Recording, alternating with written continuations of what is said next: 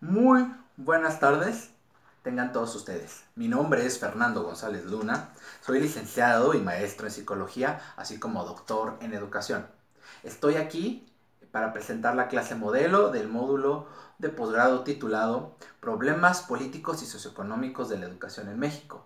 Me acompaña una alumna mía que por motivos personales decidió no estar frente a cámara, pero quisiera que se presentara, dijera su nombre y nos compartiera en qué trabaja para que ustedes también lo sepan. Por favor. Gracias, doctor. Mi nombre es Rosa María Miranda y soy maestra de Contaduría Pública desde hace 5 años, doctor. Muchas gracias. Bueno, para hacer más ágil la clase y para ir fomentando la interacción, me gustaría que todos sus comentarios o todas sus preguntas las expresara verbalmente, las explicitara, no importa cuántas sean, incluso no importa cuánto nos podemos tardar. Asimismo, también me gustaría que levantara la mano para cederle la palabra. Sí, doctor, muchas gracias. Ok, bueno, vamos a empezar. La parte política y la parte económica, si bien sabemos todos, impacta en el desarrollo y en la estructura de la educación en México, pero también la sociología y la política, perdón, y la psicología también tienen una clara repercusión en este campo. Para ser más claro, lo que es la parte de posmodernidad y del neoliberalismo, que es el actual sistema económico que impera en todo el mundo, ha tenido repercusiones muy claras para todos los maestros y estas repercusiones son palpables, son visibles. Y esto se ve en el uso de la palabra como símbolo de autoridad, hasta poco más allá de de la mitad del siglo XX. Las pedagogías que imperaban todavía posicionaban al maestro dentro de una estructura hegemónica, monopólica, donde dejaba al estudiante como un mero receptor, como un mero recipiente donde se depositaban los conocimientos y solamente se dedicaba a reproducirlos. Esta parte activa del docente ha disminuido, se ha tratado de equilibrar o por lo menos de flexibilizar el, para favorecer el aprendizaje de los alumnos, pero lo que actualmente señalan muchos maestros es que es lo contrario, que este símbolo se ha distorsionado y que no necesariamente hay un equilibrio dentro de las aulas.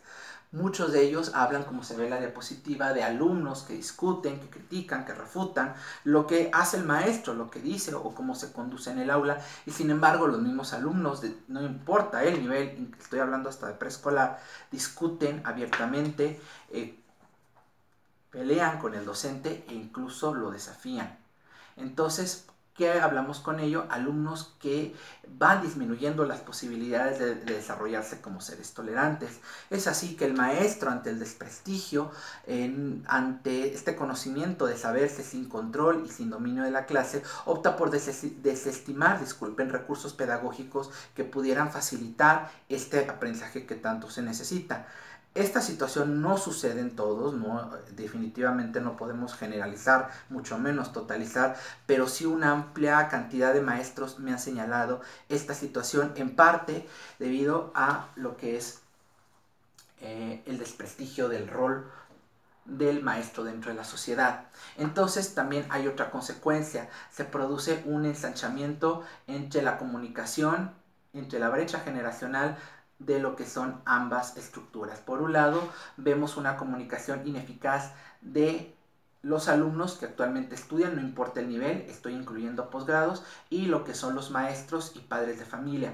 Algunos de ellos crean algunas estrategias que, si bien pueden ser exitosas y que permiten la adaptación, llevando con claridad lo que le toca por responsabilidad al docente y lo que le toca por responsabilidad al alumno, otros tratan de replegarse a través de la apatía o la antipatía hacia las nuevas generaciones, y otros tratan de justificar e incluso dicen abiertamente, como también lo señalan algunos padres de familia, es que yo debo de aprender de las nuevas generaciones porque ellos son los que saben más de la tecnología o nacieron y crecieron en un ambiente distinto al mío.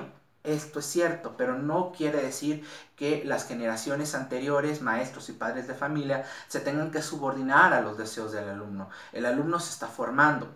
Otra cuestión, ¿por qué estoy enfatizando tanto la disciplina? No se procura o no se desarrolla la ciencia sin disciplina. Eso queda claro. Cualquier profesional necesita un mínimo de autodisciplina para poderse formar si es que desea ser llamado como profesional. Ahora bien, la autoridad es un referente, porque esa autoridad inicia siendo como niños para marcar una pauta, pero se va internalizando conforme va transcurriendo el tiempo y esa autoridad psicológicamente va sirviendo para fomentar esta autodisciplina que tanto se genera. El maestro, claro está, a través de un andamiaje va fomentando lo que es la autorregulación conforme lo van marcando los hitos del desarrollo. No sé si usted tenga alguna pregunta. No, doctor, gracias. Bueno, entonces, a partir de esta situación, ¿qué es lo que sucede? Que esta brecha generacional va colocando a la disciplina y a la autoridad como un mito, como un debe ser, como algo que nos dicen los libros, pero ya no sucede en la práctica, o algo en lo que el constructivismo y otras teorías que están dentro de la literatura nos marcan que el docente debe ser muy flexible, que el docente debe tomar en cuenta la integridad y la integralidad del alumno. Sin embargo, al momento en la que está trabajando con él, el mismo alumno lo puede ir dificultando. Entonces este deber ser pasa al ser en la práctica, pero no necesariamente de la mejor manera. Algunos, no, repito, no todos, optan por la disciplina más férrea, más autoritaria, como un freno a una libertad desmedida por parte del alumnado.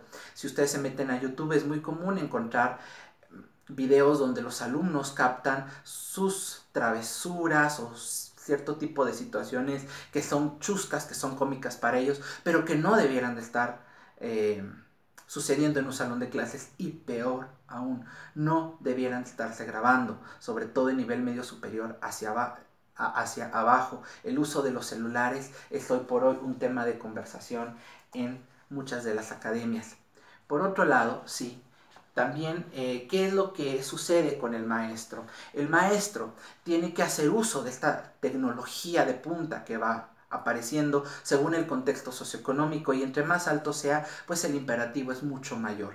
Pero esto no siempre está asegurando que la práctica docente surja con la efectividad que se necesita.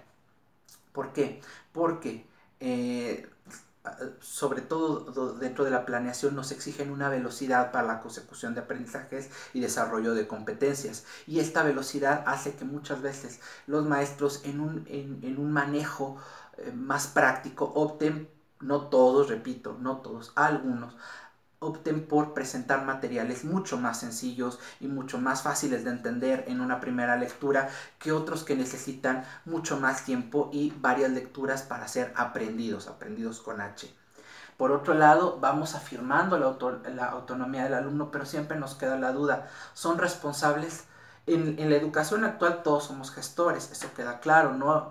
Incluso puede ser rebatible, pero es la realidad. Todos somos gestores, los maestros vamos gestionando la parte pedagógica, vamos generando los caminos para que el alumno transite por el mejor camino, y entonces sí, dentro de su particularidad puede ir afirmando su propio desarrollo.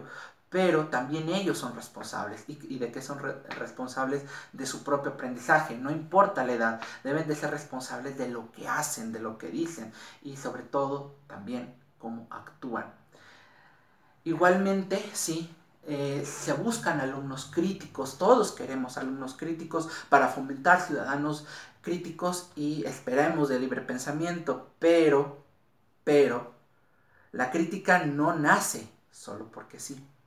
La crítica tiene una base, y esa base se llama conocimiento profundo, y eso solo se adquiere mediante dos elementos. El primero, memoria. De hecho, ya la memoria ha sido bastante desestimada, no solamente en la práctica, sino también en los mismos libros, y por ende la reflexión.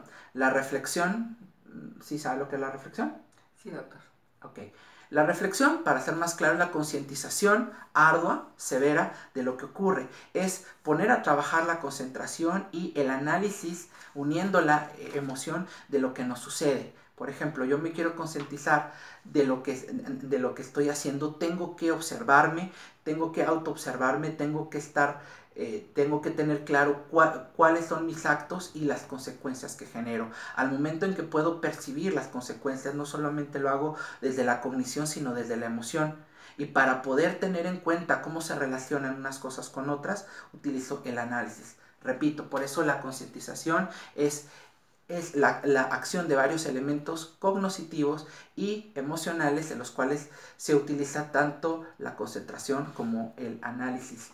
También mucho se utiliza lo que es el aprendizaje, la democracia. La democracia, si bien es cierto, forma ya un imperativo. Muchos tratan de llevarlo a la práctica a través de modelos de interacción, donde el alumno tenga una voz cada vez más imperante y pueda, a través de su propia particularidad, dar a conocer sus propias manifestaciones, y ello vaya ayudando a un moldeamiento de la didáctica cada día más funcional y cada día más eficaz. Esto no es interpretado siempre positivamente por todos los alumnos, incluso padres de familia. Creen que un maestro que trabaja cierto tipo de prácticas democráticas dirigidas a la participación y al consenso habla de una debilidad del docente. Habla que el docente busca quedar bien con los demás o trata de tener algún beneficio en detrimento de la propia clase, y es ahí donde el alumno cree que es momento de empoderarse y entonces sí de saltar su autoridad. También en esta parte de elitización buscamos materiales más adecuados, pero no siempre son los que necesitamos. Por ejemplo, yo puedo pedirle aquí a mi alumna Rosa María que busque lo que es la sinapsis, ¿sí?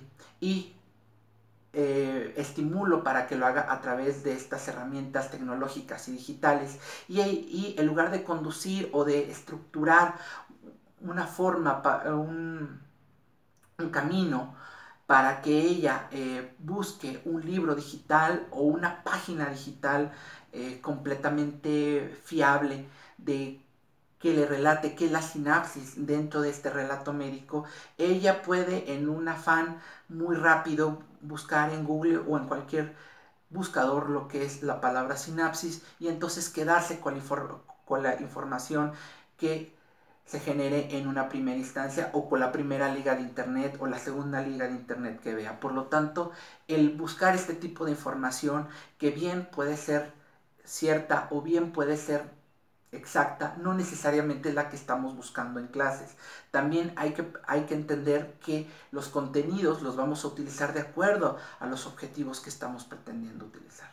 No sé si hay alguna duda. Doctor, nada más me gustaría que nos dijera cómo se puede convencer al alumno para que no se quede con la idea de que la computadora o las páginas le van a dar la verdad de lo que él quiera saber.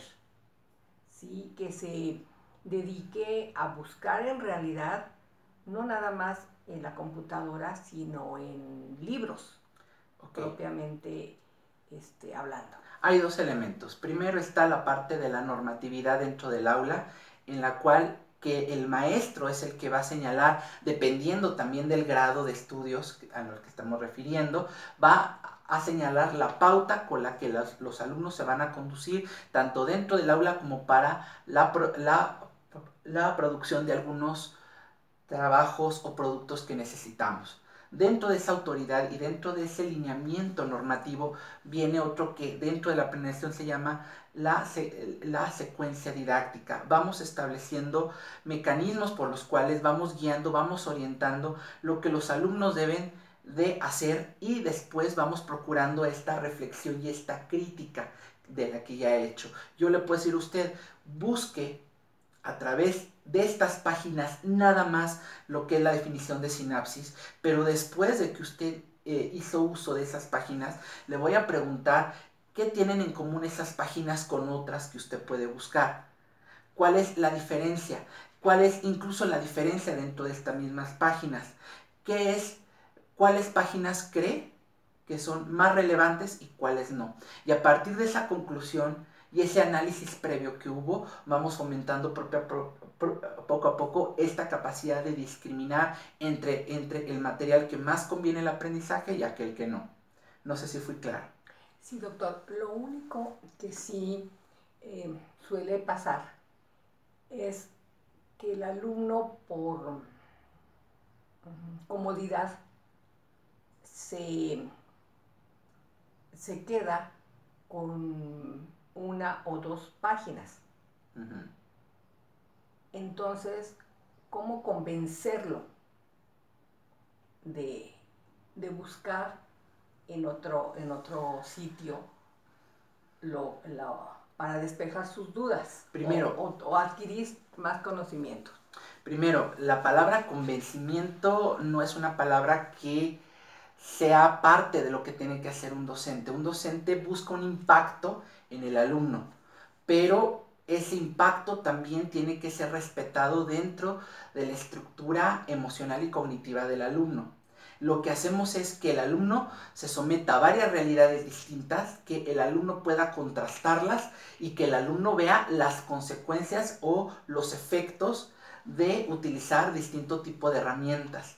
¿Sí? ¿Por qué? Porque más adelante se le va a pedir al alumno cierto tipo de información, pero esa información la vamos a medir con estándares cada día más rígidos, y para que ese alumno cumpla con esos estándares rígidos ya tuvo que haber aprendido cuáles herramientas son las que más le convienen. Si el alumno persevera, entonces ahí sí necesita el maestro generar un camino para que ese alumno siga reflexionando y siga autocriticando su propio desempeño, pero claro está, siendo consciente de que de que la calificación dentro de estos estándares no va a ser siempre la más favorecedora. Es un camino arduo, es un camino que va a ser un vaivén o incluso hasta con ciertos retrocesos, pero es importante que el alumno tenga claro que no se le va a convencer, que solamente se le enfrenta hacia distintas realidades y que aprenda con H y discrimine las cualidades de cada una de esas herramientas y entonces pueda obtener una conclusión. Si obtiene una conclusión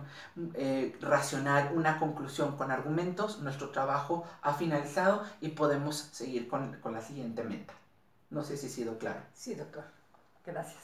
Bueno, y por último, ya con la última diapositiva, que obviamente va a ser compartida, es cuáles son estas premisas pedagógicas posmodernas por las cuales en la práctica se guía el docente y no tanto lo que nos estipula los libros o las reformas. Que lo mejor es lo que me ahorra esfuerzo, y muchas veces lo que me ahorra esfuerzo es leer.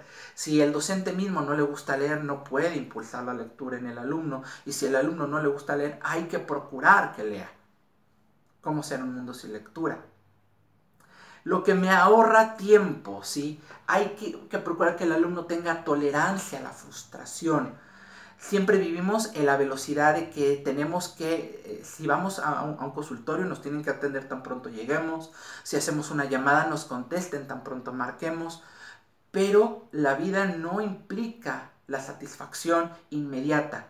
Y esa satisfacción inmediata, como le decía ahorita a la alumna, necesitamos generarla y fomentarla desde nosotros mismos. Estamos hablando que tenemos alumnos en algunos casos difíciles. Hay que fomentar tolerancia en los mismos maestros para que puedan ir trabajando con esa dificultad que presentan los alumnos. Es una dificultad que ya es parte del desarrollo y que depositemos nuestros mejores esfuerzos para que se cumpla. Otras veces es lo que me permita aprender lo que yo quiero, ¿sí? Ciertamente, sobre todo con alumnos de nivel medio superior y superior, nos enfrentamos ante la realidad que algunos, no todos, ni la mayoría, pero sí algunos, se creen merecedores de cierto tipo de ventajas o creen que ellos son los que saben más que el maestro y por lo tanto ellos deben de dictar lo que va a suceder en clases. Esto es erróneo, por eso hay un currículum y hay todo un elemento y hay toda una sistematización de desarrollo y gestión curricular que se va operando de escuela en escuela. Por lo tanto, necesitamos ubicar al alumno en su realidad y con ello que desarrolle tolerancia a la frustración, aunque ese camino sea bastante difícil, hay que reconocerlo. Otro es que el conocimiento no sea duradero. Muchas veces vamos presentando material, información, que en ese afán de que no importa que lo memoricen, sino que lo entiendan, vamos desestimando aquellos datos que es necesario que perduren y no se borren conforme van transcurriendo los años. necesitamos utilizar más practicar el uso de la memoria, tanto maestros como alumnos. Y por último, aquello a lo que no puedo ser leal, en ese afán de que los alumnos tomen contacto con una cantidad de información emergente que va sucediendo día con día, no siempre vamos procurando que tengan elementos propios, que tengan criterios propios, y esos criterios les ayuden a algo a corto, mediano o largo plazo, dependiendo de la edad del alumno. Esa meta a corto, mediano plazo se llama proyecto de vida, y es a lo que deben de serle fieles, a su propio proyecto de vida. Pero ese propio proyecto de vida no nace en un año o no nace en un nivel, nace a lo largo de toda su escolarización y por ende de su vida privada, y es ahí donde como docente se debe de procurar que no se elija siempre aquella información que va cambiando, sino que se procure en el alumno un saber ser, aunque ese saber ser, repito, no es fácil, no es una cuestión que esté incluso que esté escrita o que esté determinada, vamos, está escrita pero no determinada en los libros. Debemos de irlo maleando, debemos de irlo trabajando respecto al contexto del mismo estudiante. Bueno, por mi parte es todo, no sé si usted tenga alguna pregunta. No, doctor, muchas gracias. Bueno, pues con esto me despido, les agradezco su atención y espero verlos próximamente. Gracias.